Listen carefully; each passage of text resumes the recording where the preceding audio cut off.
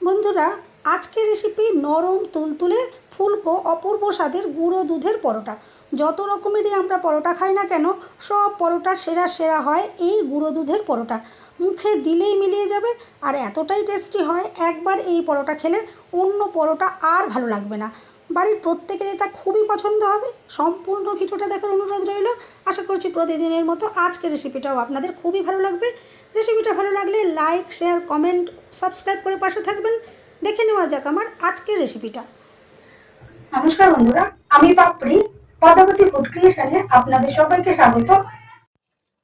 অপূর্ব স্বাদের গুঁড়ো দুধের পরোটা তৈরি করার জন্য প্রথমে এখানে একটা জায়গার মধ্যে আমি নিয়ে নিলাম 2 কাপ ময়দা, দিয়ে দিচ্ছি স্বাদ মতো নুন, লাগবে 1 চামচ চিনি। এরপরে শুকনো উপকরণ আমি একটু ভালো করে মিশিয়ে নেব।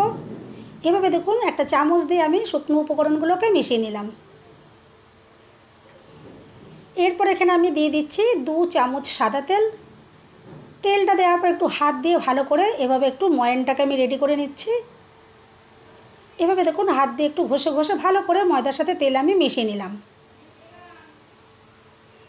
এরপর আমি এখানে নিয়েছি 1 কাপ হালকা গরম জল। আমি হালকা গরম জলটা দিয়ে এখন ময়দাটাকে ভালো করে মেখে নেব। এভাবে অল্প অল্প জল দিয়ে দেখুন একটা ময়দার ডো আমি রেডি করে নিলাম। এরপর এটা আমি চাপা দিয়ে রেখে দিচ্ছি 15 থেকে 20 মিনিটের জন্য।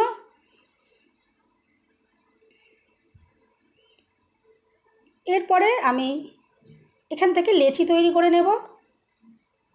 হাতে একটু গুঁড়ো ময়দা আমি এভাবে লাগিয়ে দিলাম আর এখন লেচিগুলো তৈরি করে নেব।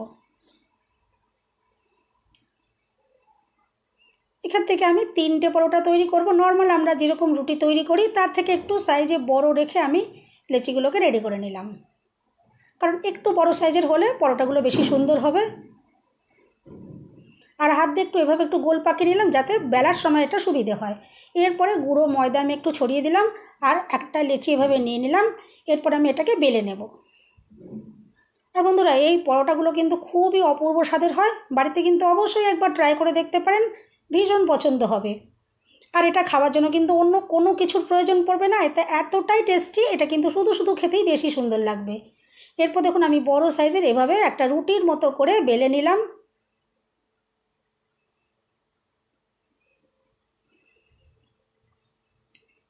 এরপরে আমি ওপর থেকে একটু এখানে ঘি নিয়ে নেব। আমি একটু ঘি দিয়ে আজকে তৈরি করছি, আপনারা চাইলে কিন্তু সাদা তেল দিয়েও করতে পারেন, তবে বলবো ঘি দিয়ে করলে একটু বেশি টেস্টি তৈরি হবে। আমি একটু ঘি দিয়ে তৈরি করছি।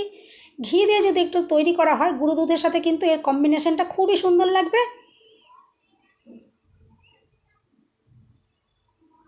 দেখুন পুরো রুটিটার উপর আমি একটু এভাবে ঘিটা মাখিয়ে দিলাম।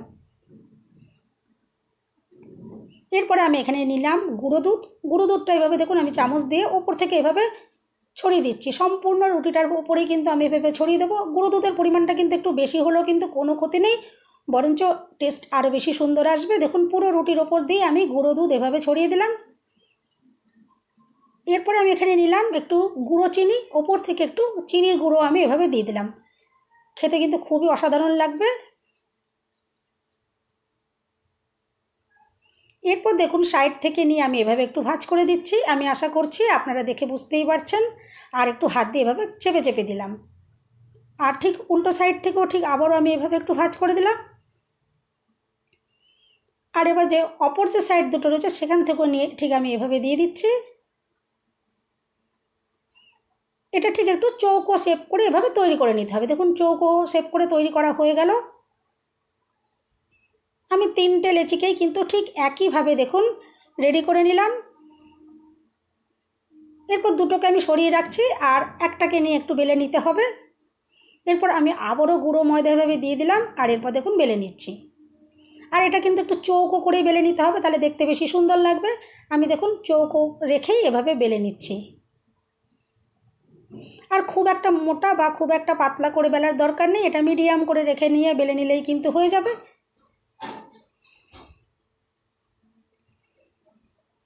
দেখুন এভাবে আমি বেলে নিলাম। এরপর একটা ফ্রাই প্যান খুব ভালো করে আমি গরম করে নিয়েছি আর এরপর তাতে একটা পরোটা আমি দিয়ে দিলাম। আর প্রথম অবস্থায় এটা শুকনোই কিন্তু আমি এপিট ওপিট করে একটু সেঁকে নেব। প্রথম অবস্থায় কিন্তু তেল বা ঘি দেওয়ার কোনো প্রয়োজন নেই, শুকনোটাকেই এভাবে একটু উল্টে পাল্টে আমি ভালো করে একটু সেঁকে নেব। আর যখন এর ভিতরে অল্প অল্প একটু কালার চলে আসবে, তারপর আমি যেহেতু আজকে ঘি দিয়ে দেখাচ্ছি, ঘি দিয়েই আমি সেঁকে নেব। দেখুন কতটা যে সুন্দর হয়ে ফুলে উঠছে, আর ভীষণই নরম তুলতুলে সফট একদম তৈরি হবে, মুখে দেওয়া মাত্রই কিন্তু একদম মিলিয়ে যাবে এতটাই। আর টেস্ট কিন্তু খুবই অসাধারণ হবে। দেখুন এরপর সুন্দরভাবে এটা ফুলে উঠেছে, আর কতটা যে নরম তুলতুলে আর ফুলকো তৈরি হচ্ছে দেখেই বুঝতে পারছেন।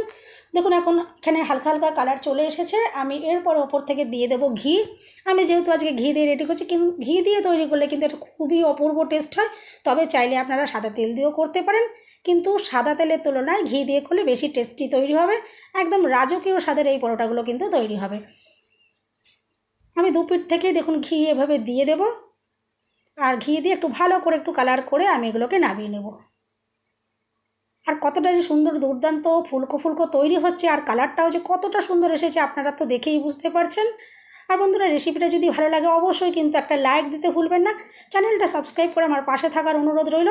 বেল বাটনটা ক্লিক করে রাখবেন, যাতে আমি যখনই নতুন ভিডিও আপলোড করব সঙ্গে সঙ্গে নোটিফিকেশান সবার আগে আপনি পেয়ে যাবেন। দেখুন কতটা যে অপূর্ব অসাধারণ দেখতে লাগছে, আর কত সুন্দরভাবে এটা কালারও তৈরি হয়েছে। এরপর ঠিক সেমভাবে আমি আরেকটাও আপনাদেরকে একটু ভেজিয়ে দেখিয়ে দিচ্ছি যে কতটা প্রতিটা পরোটাই কিন্তু এরকমই সুন্দরভাবে ফুলে উঠবে আর ভীষণই নরম তুলতুলে তৈরি হবে।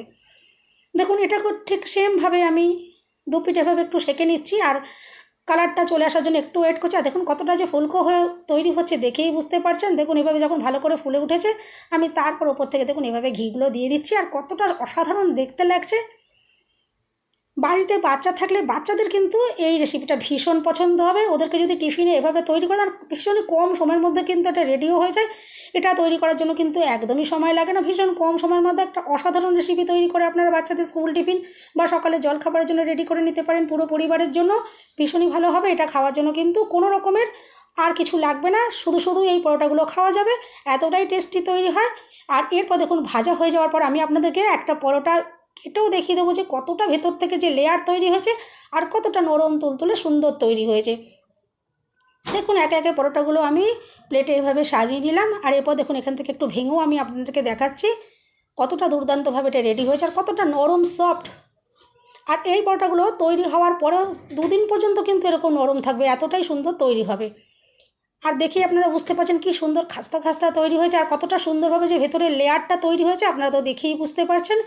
বাড়িতে অবশ্যই কিন্তু একবার এভাবে ট্রাই করতে পারেন। আমি আশা করছি আজকের এই রেসিপিটা আপনাদের ভীষণই পছন্দ হবে।